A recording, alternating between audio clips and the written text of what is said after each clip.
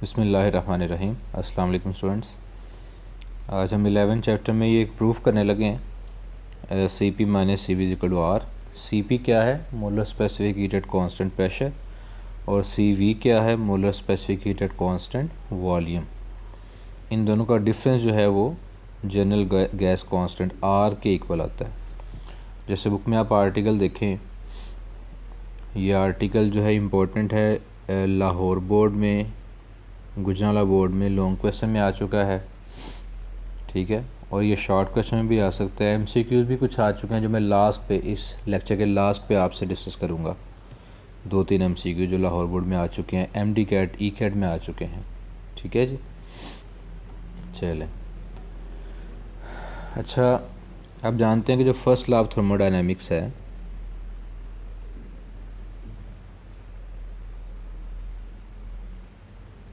उसकी जो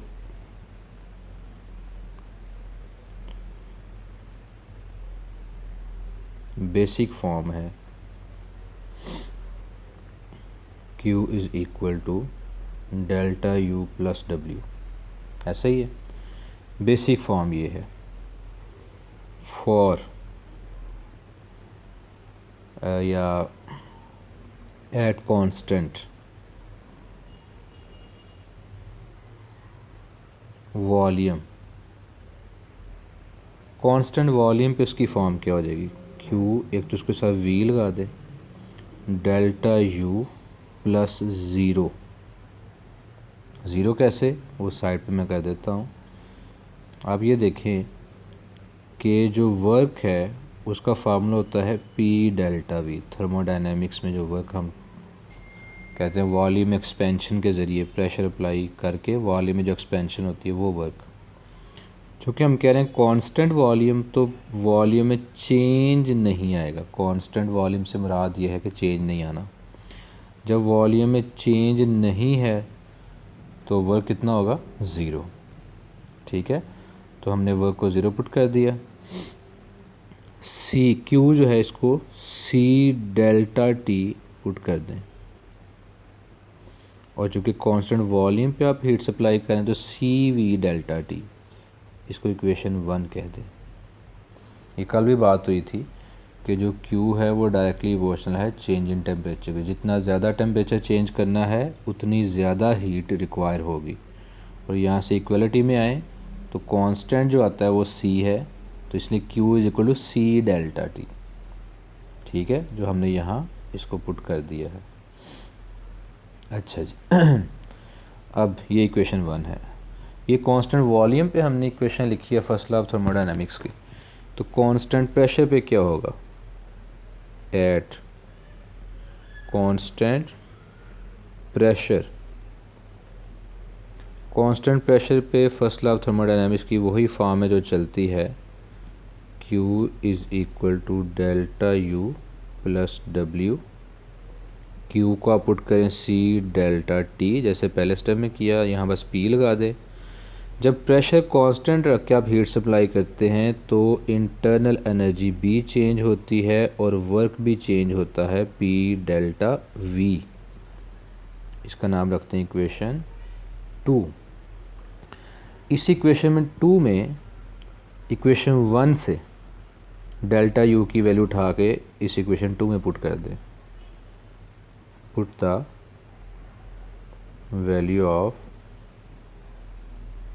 delta U कहाँ से? फ्रॉम इक्वेशन 1, किस में? Into equation 2। इक्वेशन 2 में वैल्यू पुट करें तो ये इक्वेशन बन जाएगी C P delta T is equal to, delta U की जगह ये वाली वैल्यू पुट करनी है आपने, C V delta T plus work का फार्मूला क्या था? P delta V। बात समझ रहे हैं? ये इक्वेशन 2 है जिसमें हमने ये डेल्टा U की वैल्यू पुट कर दी है। समझ आई बात की? अच्छा जी, अब देखें कि इस इक्वेशन में यहाँ डेल्टा टी मौजूद है, इधर डेल्टा टी मौजूद है, यहाँ नहीं। यहाँ पे भी डेल्टा टी लाने के लिए हम कुछ काम करते हैं। इस इक्वेशन का नाम इक्वेशन ए रख लें, 3 रख लें, ए रख लें, बी रख लें, आपकी मर्ज़ी है। वो क्या जनाब, आप ये देखें, आपने इक्वेशन पढ़ी है आइडियल गैस इक्वेशन जो है P V is equal to N R T. जब हम मोलर स्पेसिफिक हीट की बात करते हैं तो जो नंबर ऑफ़ मोल्स हैं, number of moles n is equal to क्या लेते हैं 1, कि एक मोल का टेम्परेचर 1 डिग्री या 1 केल्विन बढ़ाने के लिए जो हीट रिक्वायर हो उसको मोलर स्पेसिफिक हीट कहते हैं। चूँकि हम मोलर स्पेसिफिक हीट को डील कर रहे हैं तो नंबर ऑफ़ मोल्स कितने होंगे 1। तो ये ऊपर वाली इक्वेशन फिर पता क्या बन जाएगी, P V is equal to N R T की बजाय आर टी, क्योंकि n कितना है 1। अच्छा अब ये बताएं कि अगर आप वॉल्यूम में चेंज पैदा करना चाहते हैं तो इधर आर को चेंज करेंगे या टी को चेंज करेंगे। आर तो कांस्टेंट है, तो फिर इसका मतलब क्या है, किसको चेंज करेंगे, टी को। यानी पी डेल्टा वी वॉल्यूम में चेंज लाने के लिए आपको डेल्टा टी करना पड़ेगा, वैसे भी वॉल्यूम टेम्परेचर के डायरेक्टली प्रोपोर्शनल है। ये वाली वैल्यू आप पुट कर दें इक्वेशन ए में, put this value in equation A. तो इक्वेशन ए जो सबसे ऊपर यहाँ पे लिखी है वो बन जाएगी C P delta T is equal to C V delta T plus P delta V की जगह आर डेल्टा टी पुट कर दें। अब देखें दोनों तरफ डेल्टा टी मौजूद है, राइट साइड पे आप वो कॉमन ले लें सी वी प्लस आर और डेल्टा टी कॉमन आ जाएगा जो कि फिर कैंसिल भी हो जाता है। तो रिलेशन क्या बना, C P is equal to C V plus R या फिर C P minus C V is equal to R, जो कि हमारा रिक्वायर्ड प्रूफ है। ठीक है जी, ये हमारा रिक्वायर्ड प्रूफ है जो हमने करना था। चलें, अब इसका मतलब ये है कि जब भी molar specific heat at constant pressure, दो मतलब निकलते हैं। पहली बात तो ये कि C P would be greater than C V. वो कैसे, वो इसलिए कि आप जो सेकंड लास्ट स्टेप है ये वाला, यहाँ से देखें कहते हैं सी पी जो है वो सी वी प्लस आर है, यानी ये दोनों मिलें तो सी पी बनता है। तो इसका मतलब सी पी ज़्यादा हुआ ना, वो दो चीज़ों का सम है, C P would be greater than C V. पहला तो MCQ आपने ये याद रखना है। वो जो MCQs हैं मैं अगले पेज पे आपको कर देता हूँ। पहले तो आपने ये रिलेशन याद रखना है ना, C P is greater than C V, एक रिलेशन। दूसरा, दोनों का डिफरेंस हमेशा कितना हुआ करेगा, 8.314 जूल पर मोल पर केल्विन। कैसे, क्योंकि दोनों का डिफरेंस किसके इक्वल था, आर के इक्वल। और आर की वैल्यू आपको पता कितनी है, आर की वैल्यू कितनी है 8.314 जूल पर मोल। तो मैं इसको ऐसे भी लिख सकता हूँ C P minus C V is equal to 8.314 joule per mole पर केल्विन। यहीं से MCQ बनाते हैं। MCQ वो क्या है जी, if molar specific heat of a gas at constant pressure is 100 joule per mole per Kelvin, then what will be the अच्छा जी, what will be the value of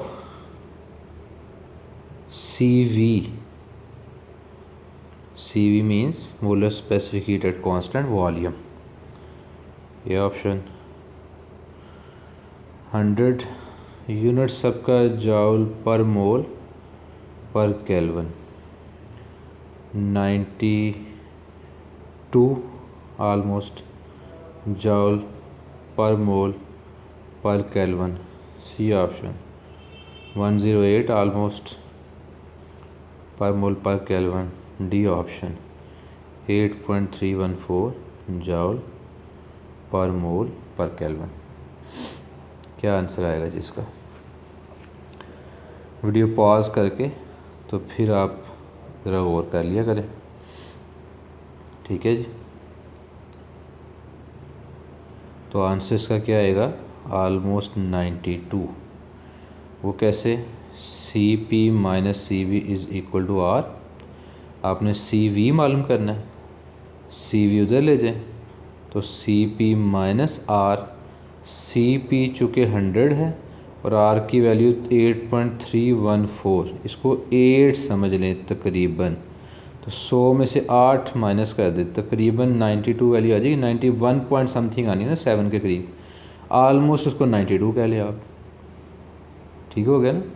यानी अगर आपको एक चीज़ दी है ना सी पी में से और सी वी में से एक गिवन है, तो दूसरी आप फाइंड कर सकते हैं। समझा गया पॉइंट ये वाला? दूसरा एमसीक्यू,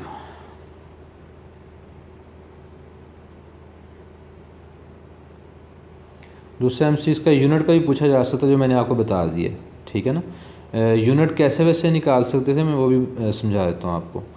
यूनिट जो है देखें, फार्मूला था Q is equal to N C delta T. अगर नंबर ऑफ़ मोल 1 है तो फार्मूला आता है C डेल्टा टी। अगर नंबर ऑफ़ मोल ज़्यादा हो फिर साथ n लगाएंगे आप, ठीक है, फिर साथ n भी लगाएंगे। यहाँ से अगर C का फार्मूला बनाया जाए तो क्या बनता है? Q over n delta T. Q का यूनिट क्या होता है? जॉल। ये नंबर ऑफ़ मोल्स हैं तो पर मोल, और टेम्परेचर में चेंज का यूनिट क्या होता है? केल्विन। तो C का यूनिट क्या बना? जॉल पर मोल पर केल्विन, ठीक है, जॉल पर मोल पर केल्विन इसका यूनिट आ जाता है। चलें एमसीक्यू दूसरा डिस्कस करते हैं आपसे। देखें जी,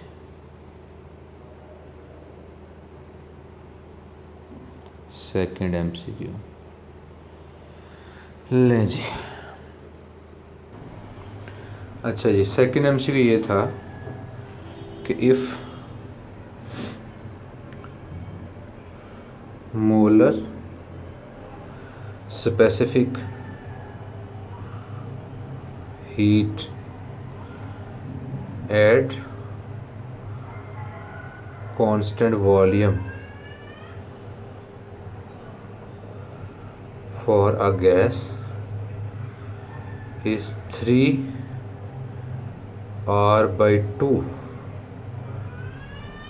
then what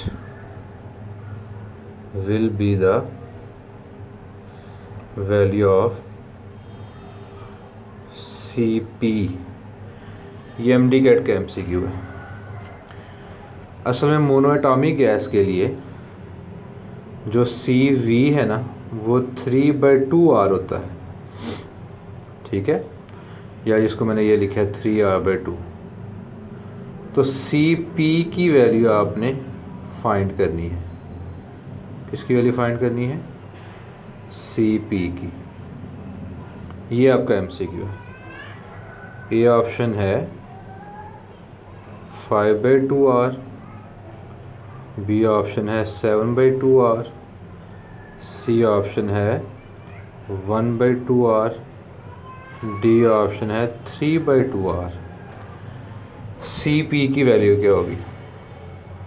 सोचें, वीडियो पॉज करके, अगर सलूशन निकालना तो निकालें, फिर मैं आपको आंसर बताता हूँ कि इसका आंसर क्या है, ठीक है। ले जी, मैं इसका ना सलूशन करता हूँ, ध्यान दीजिएगा ज़रा।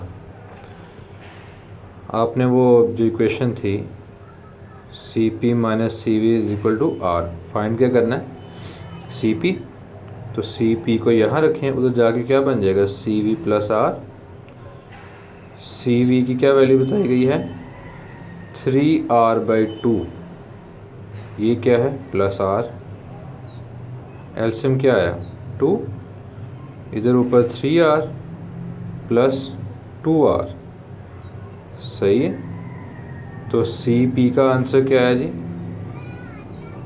सी P is equal to 5R/2, या जिसको क्या लिख सकते हैं 5/2, जिसको आप लिख सकते हैं 5/2R, जो कि आपका अल्फ़ा आंसर है।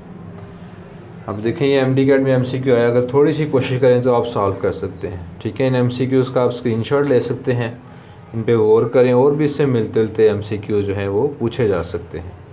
ठीक है ना। एक तो इसका यूनिट ही है ना, जो C का यूनिट क्या है, जूल पर मोल पर केल्विन। मैं एक और तरीके से बताता हूँ कि इसका यूनिट यही होता है। देखें, आपने इक्वेशन पढ़ी CP minus CV is equal to R। कोई इक्वेशन तब ठीक होगी, तब वो इक्वेशन डायमेंशनली करेक्ट होगी, अगर उस इक्वेशन में दोनों तरफ पाई जाने वाली हर टर्म का यूनिट आपस में सेम हो। हर टर्म कौन सी है, R, CV और CP, इन सब का यूनिट सेम होना चाहिए। इसका मतलब ये हुआ कि जो R का यूनिट है वही CP और CV का होना चाहिए। तो R का यूनिट तो क्या होता है, जूल पर मोल पर केल्विन। पॉइंट समझ आए। जैसे मैं बच्चों को बताया करता हूँ कि आपकी इक्वेशन है ना, जैसे S is equal to VIT plus half AT², इसमें भी हर टर्म प्लस या माइनस का साइन टर्म को अलग कर देता है। मसलन ये एक टर्म है, VIT पूरी एक टर्म है, और हाफ AT² एक टर्म है। मल्टीप्लाई या डिवाइड हो रही हो ना, वो एक ही टर्म गिनी जाती है। प्लस या माइनस आ जाए तो टर्म डिफरेंट गिनी जाती है। हर टर्म का यूनिट आपस में सेम होगा तो इक्वेशन डायमेंशनली करेक्ट होगी। अब देखिएगा, डिस्टेंस का यूनिट क्या होता है, मीटर, तो लेफ्ट साइड में मीटर आ गया। VI वेलोसिटी का यूनिट क्या होगा, मीटर पर सेकेंड, और जो साथ टाइम है उसका यूनिट सेकेंड, कैंसिल हो गए, मीटर बच गया। प्लस हाफ का तो यूनिट होगा कोई नहीं। एक्सेलरेशन जो A है उसका यूनिट मीटर पर सेकेंड स्क्वेयर, और जो T² है उसका सेकेंड स्क्वेयर, ये भी कैंसिल हो गया। इधर भी मीटर बच गया और इधर भी मीटर बच गया। यूनिट्स ऐड नहीं होते, metre plus metre unit metre ही रहेगा। मैग्नीट्यूड ऐड होती है, यानी अगर बिलफर्ज ये 1 मीटर है, ये भी 1 मीटर, तो 2 मीटर, 2 मैग्नीट्यूड ऐड होगी, यूनिट ऐड नहीं होगा। तो मीटर मीटर आ गया ना, दोनों तरफ एक जैसा। कोई भी इक्वेशन ले लें आप, उसमें दोनों तरफ यूनिट क्या होगा, सेम, हर टर्म का यूनिट सेम होगा। बात समझ रहे हैं। जैसे बर्नौली इक्वेशन थी, ये भी आता है MCQ, P plus ρGH plus half ρV² is equal to constant. हमने छठे चैप्टर में पढ़ी।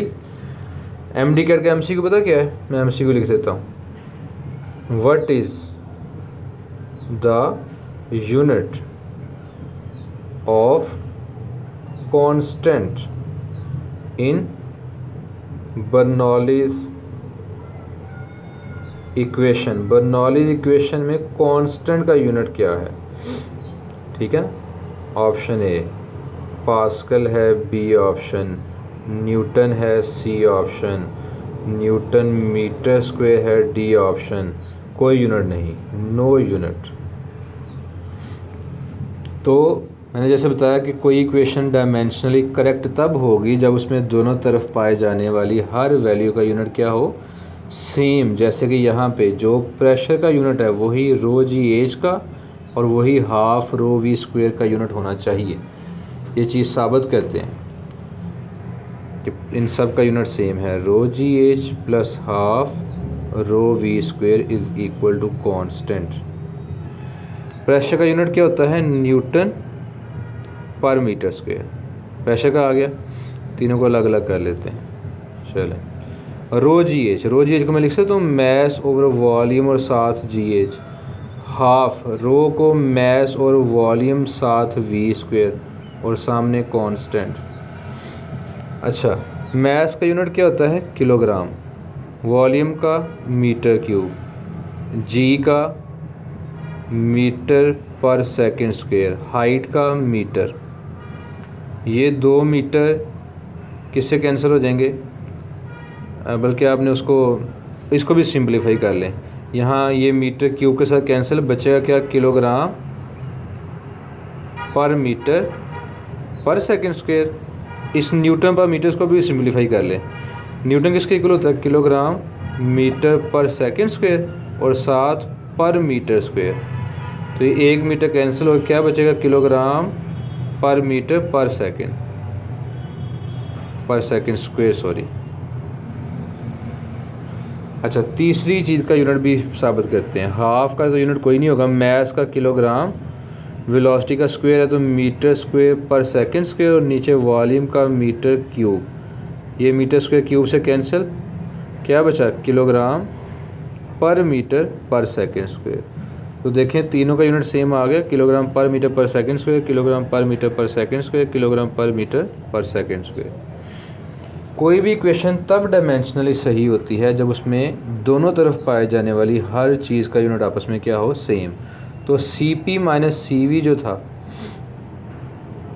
सी P minus C V is equal to R, इसका ही मतलब ये है कि जो आर का यूनिट है वही सी वी का होगा और वही यूनिट सी पी का, यानी जाउल पर मोल पर केल्विन। समझ आया ये पॉइंट?